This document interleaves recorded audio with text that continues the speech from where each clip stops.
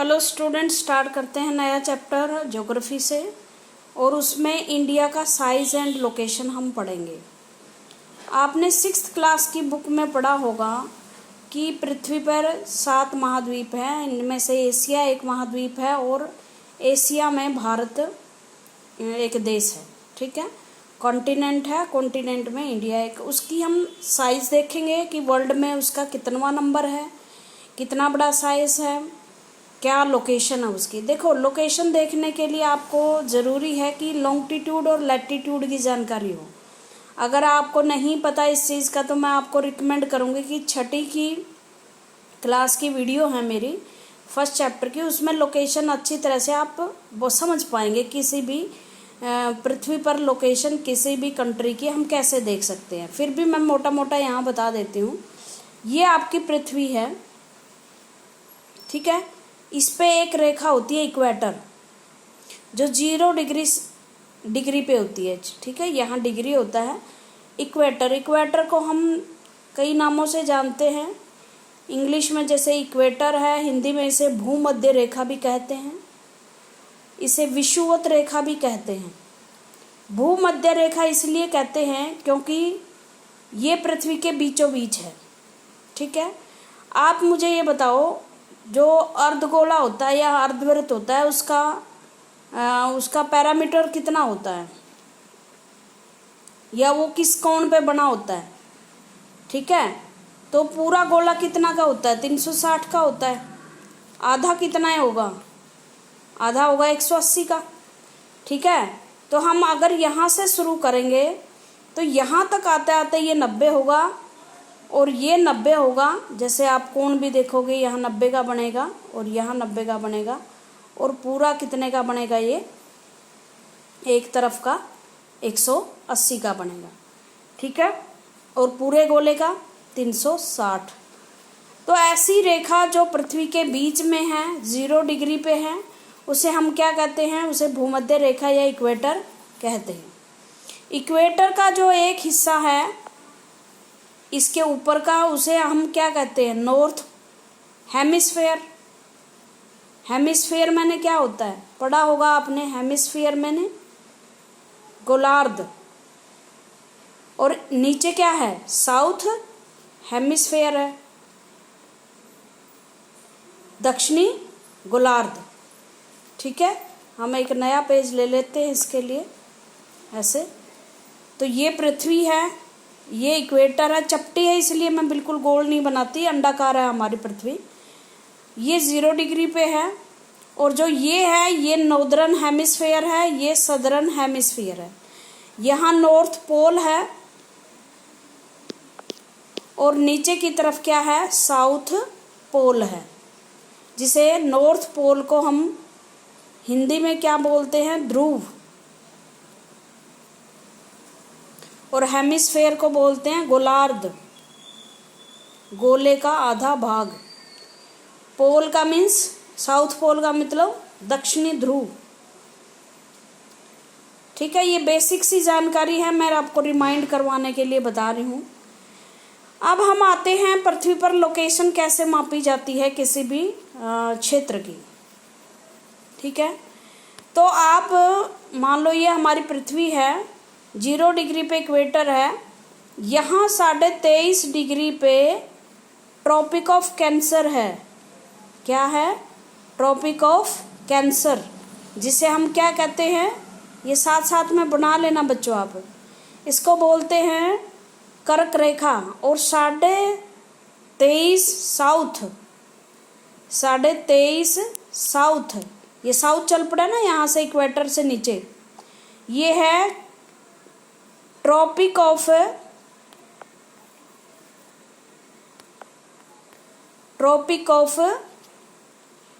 कोप्रिकॉन, मकर रेखा जिसे हिंदी में बोलते हैं। 2 लाइनें होगी, कौन कौन सी, एक ट्रॉपिक ऑफ कैंसर और दूसरी ट्रॉपिक ऑफ कोप्रिकॉन। कोप्रिकॉन कहाँ है, साउथ में है 23.5 पे, और कैंसर है नॉर्थ में। जैसे भारत में से गुजरती है ना एक रेखा, अगर आप इस तरह से भारत का मैप बनाओगे तो भारत के ये जो मध्य भाग है यहाँ से हमारी कर्क रेखा गुजरती है, ये आपको दिखाएंगे। फिर एक बार समझ लो आप। अगर आप मध्य प्रदेश में जाओगे, सांची से 2 किलोमीटर इधर की तरफ आपको कर्क रेखा सड़क पे दिखाई देगी। ये कोई नेचुरल नहीं है, मनुष्य ने बनाई है। उसके बाद अगर हम हेमिस्फेयर में जाएं 23.5 डिग्री, उसके बाद 66.5 डिग्री, इस पे कोई रेखा नहीं है, ये टेम्परेट जोन में आ जाता है। और ऊपर पोल है 90 पे, ये हमारा ट्रॉपिड जोन आ जाता है। यहाँ ग्लेशियर्स मिलेंगे आपको, अंटार्कटिका और अटलांटिक महाद्वीप। यहाँ अंटार्कटिका है, यह अटलांटिक महाद्वीप है। यहाँ कोई ह्यूमन रहते नहीं है, पोल पे हैं, एस्किमोज वगैरह रहते हैं। अब बात करते हैं हम भारत की। देखो, किसी भी देश की लोकेशन जानने के लिए आपको ज़रूरी है कि 2 तरह की रेखाएं जो पृथ्वी पर खींची जाती है, जो ग्रिड बनता है। ग्रिड बनता है ऐसे, आपने देखा होगा, ये इस तरह रेखाएं खींची होती हैं। इस तरह की रेखाओं को बोलते हैं लैटिट्यूड, ठीक है, लैटिट्यूड। और एक इस तरह रेखाएं होती हैं, इन रेखाओं को बोलते हैं लॉन्गिट्यूड। इनको लैटिट्यूड, जिसे अक्षांश भी बोलते हैं, हिंदी में थोड़ा टफ पड़ेगा, बल्कि इंग्लिश में आप याद करो। और इन रेखाओं को जो ऐसे ऊपर से नीचे खींची जाती है, इन्हें बोलते हैं लॉन्गिट्यूड। इन्हें हिंदी में बोलते हैं देशांतर, ठीक है। लोकेशन कैसे मापी जाती है? देखो, यहाँ से 0 डिग्री शुरू हुई, यहाँ से 0 डिग्री, इस इक्वेटर से 0 डिग्री, ठीक है। यहाँ 20, 40, 60, 80 और फिर आगे आपके 90, ओके, ऐसे आगे। इसी तरह जो ये रेखाएं हैं, ये रेखाएं, ये भी ऐसे ही शुरू होंगी। यहाँ 0, 20, 30। किसी भी मैप पे अगर आप देखोगे तो इस तरह की रेखाओं का जाल मिलेगा। लोकेशन इससे मापेंगे। मान लो एक देश यहाँ है, तो आप क्या कहोगे, वो जो 20 डिग्री है, 20 से तो वो नीचे रह गया थोड़ा सा, ये 18 डिग्री मान लेते हैं। देखो, क्लियर कर लेते हैं थोड़ा सा। मान लो एक देश है, वो यहाँ है, ठीक है। और ये रेखाएं हम खींच लेते हैं ऐसे। एक रेखा हमने यहाँ खींच ली, एक रेखा हमने यहाँ खींच ली, ऐसे जाल होता है ना। तो इसकी लोकेशन हम मापेंगे, यहाँ से कितना है। मान लो ये 23.5 है, तो यह 20 होगी। नीचे 23.5 से थोड़ी ऊपर रह जाती है, तो मान लो ये, और ये होगा नॉर्थ है। और यहाँ मान लो ये 19 है, ये है साउथ। मतलब 20 डिग्री लॉन्गिट्यूड नॉर्थ से लेकर 19 डिग्री साउथ लॉन्गिट्यूड तक, तो ये इसकी लंबाई होगी। और चौड़ाई कितनी होगी? ये हैगी आपकी, ये तो था लैटिट्यूड। अब ये लॉन्गिट्यूड किस पे है? मान लो ये लैटिट्यूड है 90, इतनी दूर तो 90 ही जाएगी ना। तो ये 90, और आप एक हिस्सा ये देखो, ये है इस तरफ वेस्ट, ये है ईस्ट, ठीक है। तो 90 डिग्री ईस्ट में से लेकर, और मान लो यहाँ है 120 डिग्री ईस्ट में फैला हुआ है ये देश। नहीं समझ में आया? दोबारा देख लो। मान लो कोई देश यहाँ पे है, तो हम क्या मानेंगे? मान लो ये रेखा आती है 50 पे, 50 नॉर्थ लैटिट्यूड, ठीक है। इक्वेटर से ऊपर ही है, तो इक्वेटर के 0 पे है, 0 डिग्री पे ये देश है, ठीक है। 0 डिग्री से लेकर 50 नॉर्थ तक तो इसकी लंबाई है। और चौड़ाई में आप ये रेखाएं मान लो, ये लॉन्गिट्यूड है, और ये वेस्ट में है, तो मान लो ये रेखा है 60, 60 लॉन्गिट्यूड वेस्ट में है, और ये रेखा है इस वाली जहाँ ये कोने से इस कोने तक फैला हुआ है ना, ये 40 है। तो ये 40 से 60 वेस्ट लॉन्गिट्यूड में फैला हुआ है। इस तरह भारत की हम लोकेशन आप देखेंगे, ठीक है। ये देखो जाल, ये आपको दिखाई दे रहा है, ये इक्वेटर है, 0 डिग्री पे है, देख लो, ये रहा, ठीक है। उसके बाद एक रेखा, ये मैंने 23.5 बताई थी, जरूरी नहीं आप 1 लगा के भी कर सकते हो, लेकिन इतना बड़ा मैप नहीं होता हमारे पास, इसलिए इसने लिया है 15 नॉर्थ, 30 नॉर्थ, और उसके बाद 45 नॉर्थ, 60 नॉर्थ, 75 नॉर्थ, और उसके बाद 75 के बाद 90।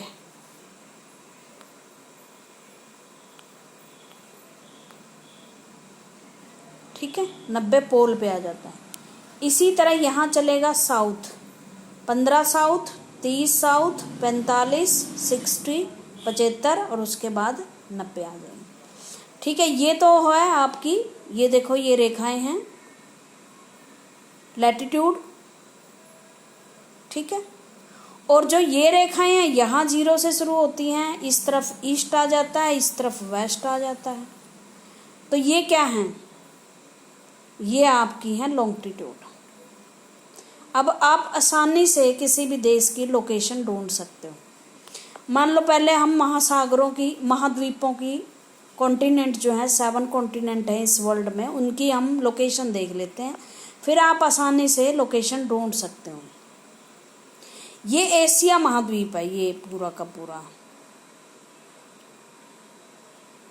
ये एशिया महाद्वीप है, और इसमें है भारत, ठीक है।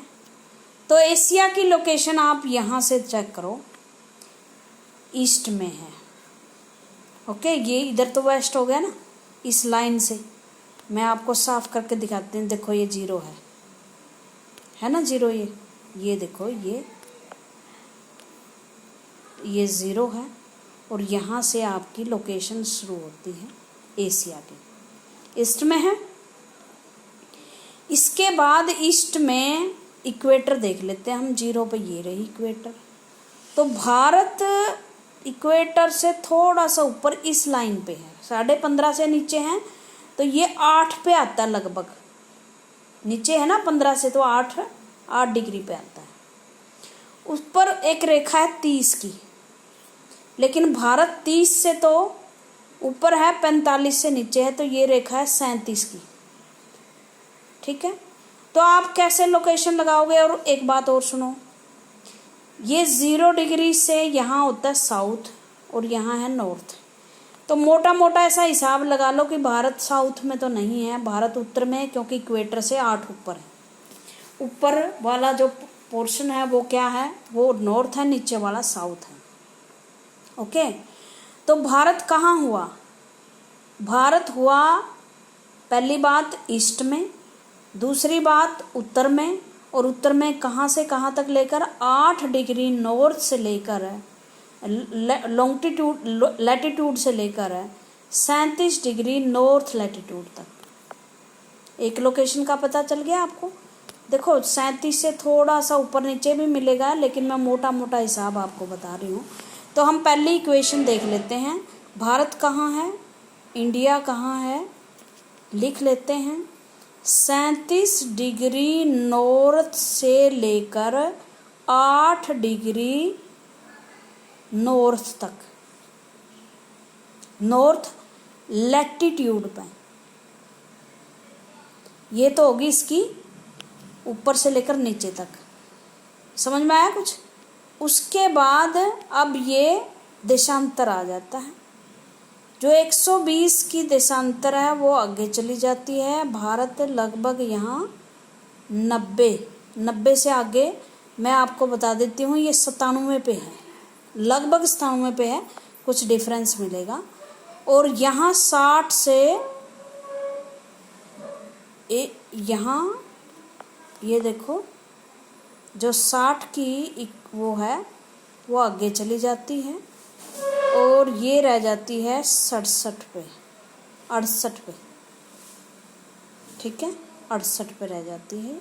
तो हम इसकी अब ऐसे लोकेशन देखनी है इसकी, इधर से लॉन्गिट्यूड से और लैटिट्यूड से, ठीक है। जैसे आप अमेरिका की भी देख लीजिए, जैसे सबसे पहले तो ये उत्तर में है, उसके बाद ये वेस्ट में है, तो आप क्या कहोगे कि ये तो जी, और ये 15 पे है, 15 से भी थोड़ी सी नीचे आ जाती है, देखो 8 पे ही लगा लो, ये भी 8-7 पे, और ये ऊपर तक फैला हुआ है, 90-86 के आसपास चला जाता है, ठीक है।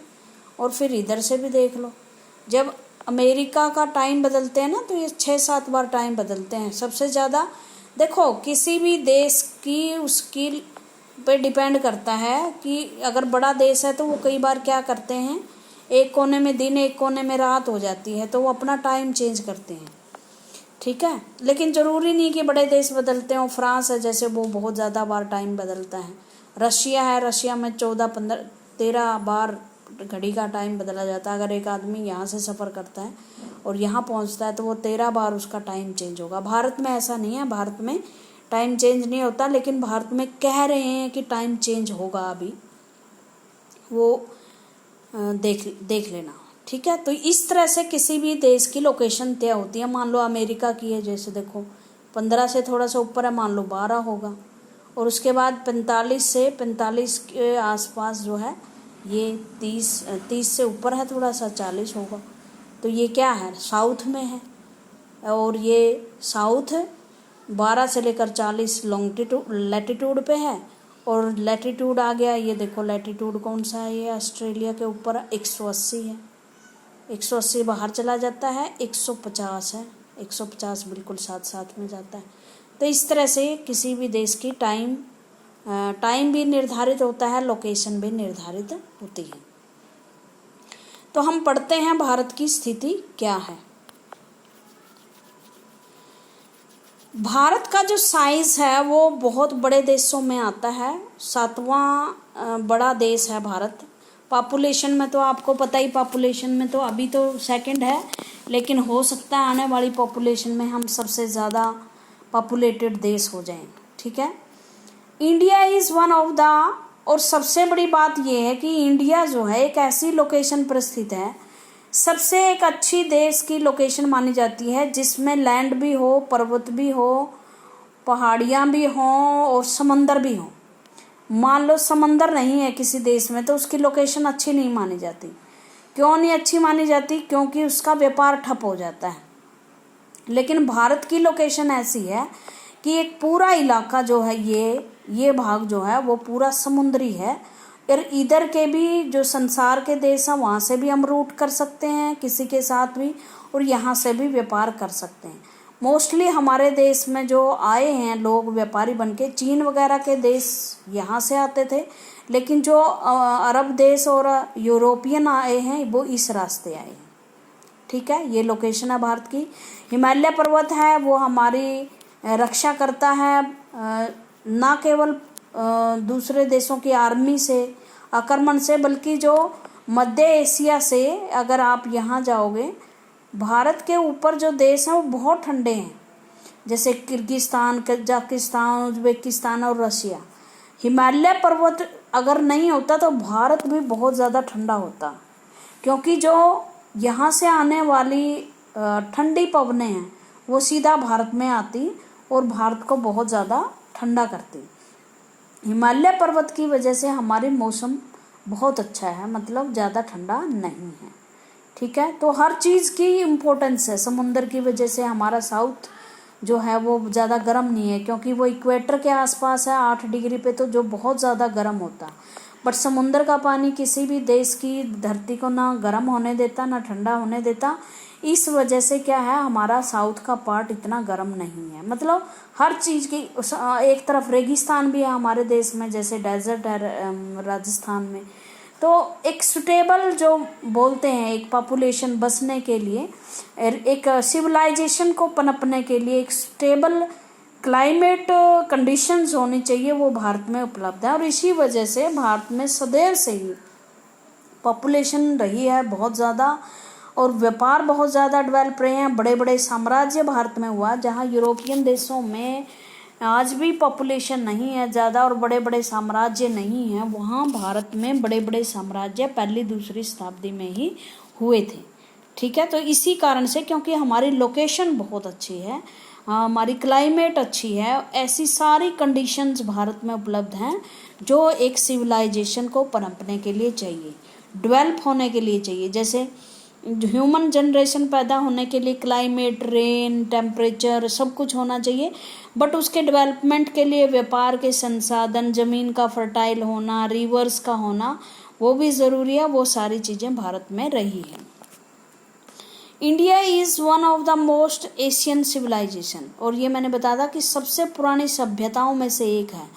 जो ये फ्रांस, इटली, आप डेवलप कंट्री देखते हो, आप ब्रिटेन, वो छोटे छोटे कबीलों में बटे हुए देश थे 17वीं 16वीं शताब्दी तक। बाद में इनका यूनिफिकेशन हुआ, लेकिन भारत तो आर्यन काल से ही, मतलब एशियन टाइम से ही 7000 8000 साल पहले के हमारे बड़े बड़े साम्राज्य हुआ करते थे। जैसे चंद्रगुप्त मौर्य का साम्राज्य है, या महाभारत कालीन टाइम है, रामायण कालीन टाइम है, उस टाइम बड़े बड़े साम्राज्य भारत में हुआ करते थे।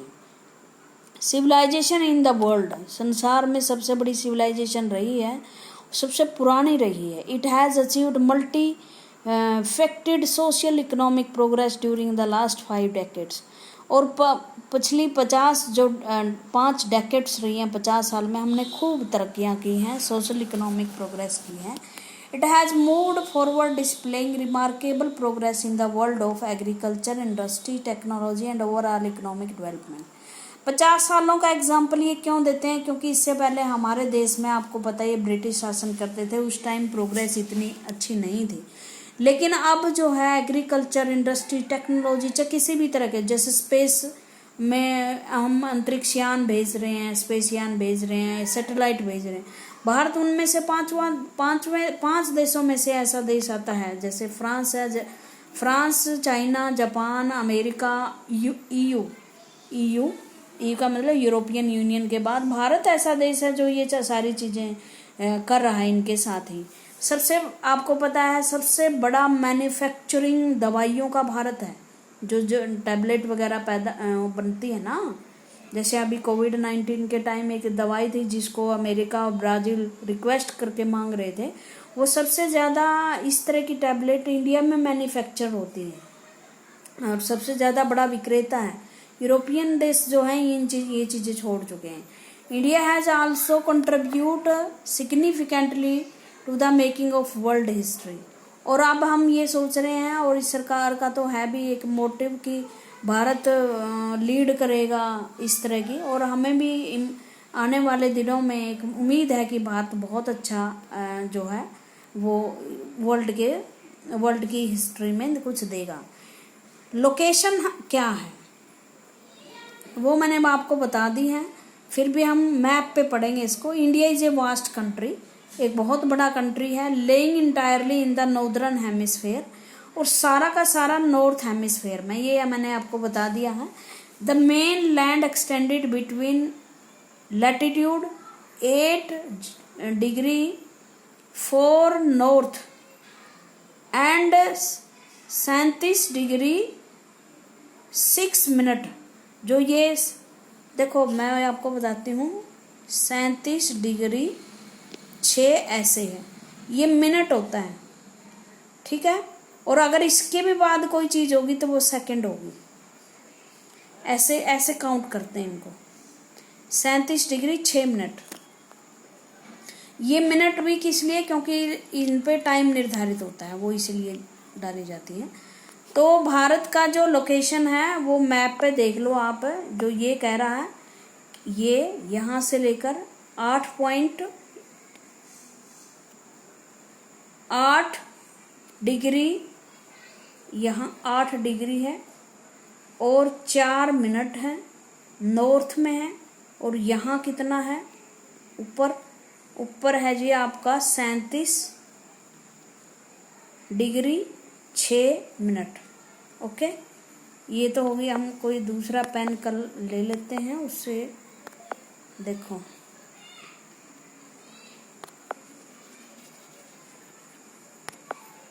ये 37 है, इधर 37 डिग्री 6 मिनट नॉर्थ, और नीचे है 8 डिग्री 4 पॉइंट नॉर्थ। ओके, और अब इधर से और इधर से मापनी है।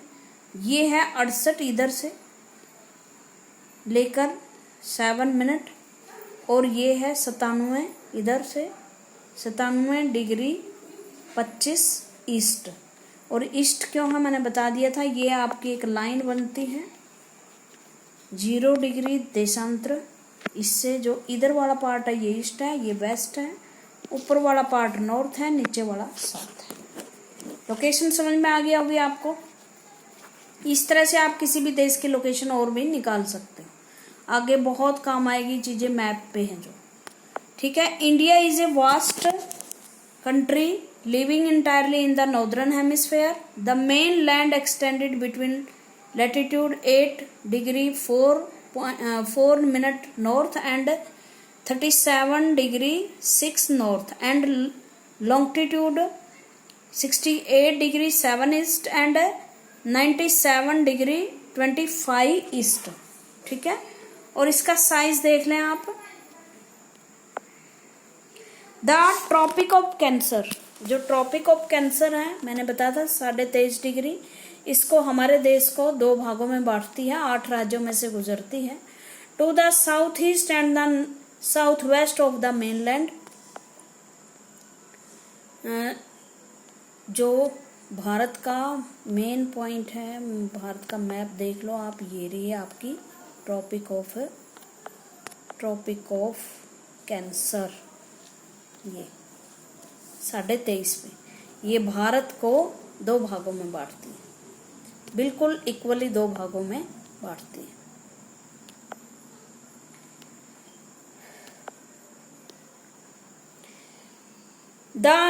इसके जो बिल्कुल साउथ, यहाँ ये देख लो, ये इसमें एक तरफ क्या है, अंडमान निकोबार द्वीप समूह है, इधर लक्षद्वीप समूह है, एक तरफ इस तरफ बंगाल की खाड़ी है, इस तरफ अरेबियन सी है। ये मैप में भर लेना आप। ठीक है, and Arabian sea respectively find out the extent of this group of island from your atlas. Atlas पे तो देख ही लेना आप क्या ये कहता है, आप क्या जानते हो द साउथ मोस्ट पॉइंट, सबसे साउथ दक्षिणी पॉइंट हमारा क्या है, इंदिरा पॉइंट है। और ये अब डूब चुका है, सबमर्ज हो गया है, मतलब समुद्र में डूब गया है।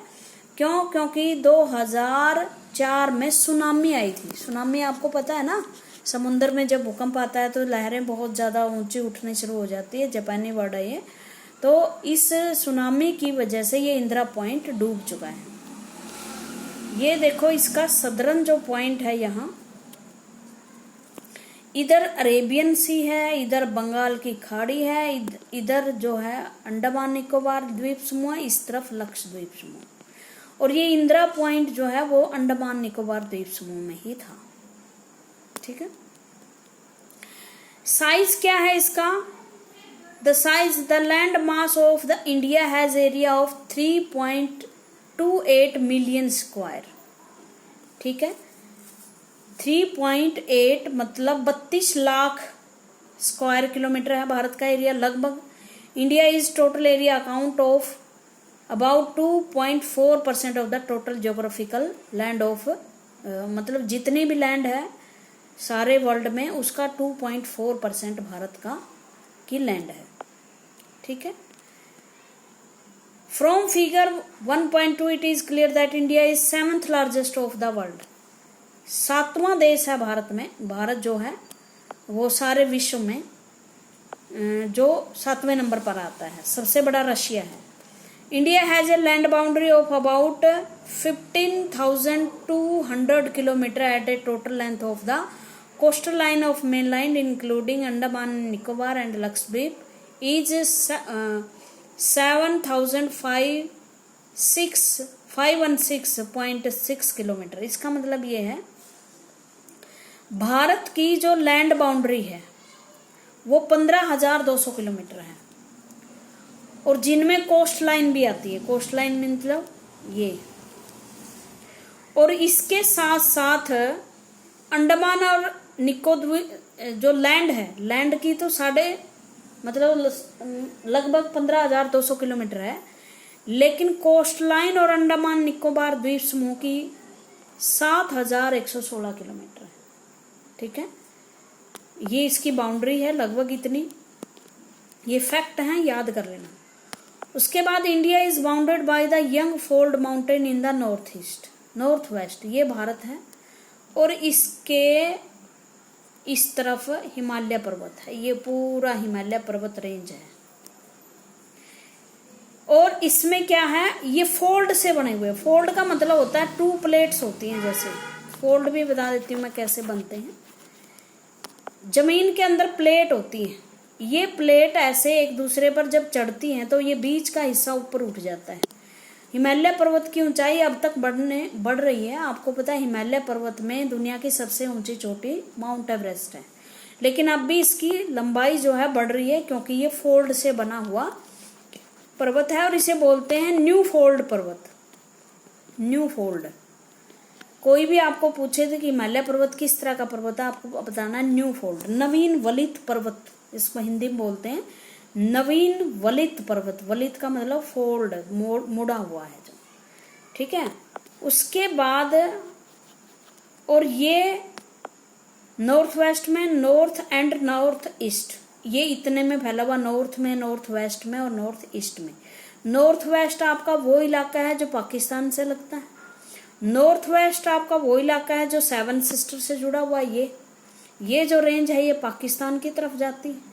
ये जो रेंज है ये नॉर्थ है, और ये नॉर्थ ईस्ट है जो हमारे सिक्किम, मणिपुर, मिजोरम, मेघालय, त्रिपुरा, ये राज्य इस हिमालयन रेंज में। तो आप ये भी निकाल सकते हो कि हिमालय की कहाँ कहाँ है। जैसे कुछ पार्ट इसका पंजाब में आता है, हिमाचल में आता है, जम्मू कश्मीर में, लद्दाख में। ठीक है, कुछ शिवालिक्स जैसे हरियाणा में भी आती हैं, शिवालिक्स भी इसका भाग है हिमालय पर्वत का। ठीक है, तो ये है। और उसके बाद ये कहता है south of about 22 degree north latitude it begin to taper and extend toward the Indian Ocean. और जो उसके बाद जो है साउथ 22 डिग्री नॉर्थ से शुरू होकर लैटिट्यूड से शुरू होकर इंडियन ओशन तक जा मिलता है। ये हिस्सा जो है ये साउथ का पार्ट है। ओके, डिवाइडिंग इनटू 2 सीज, इसमें 2 चारों तरफ समुंदर हैं, एक तरफ अरेबियन सी है इस तरफ, और इस तरफ बे ऑफ बंगाल या हिंद महासागर भी हम बोल सकते हैं। ठीक है, आज के लिए इतना ही। Thank you.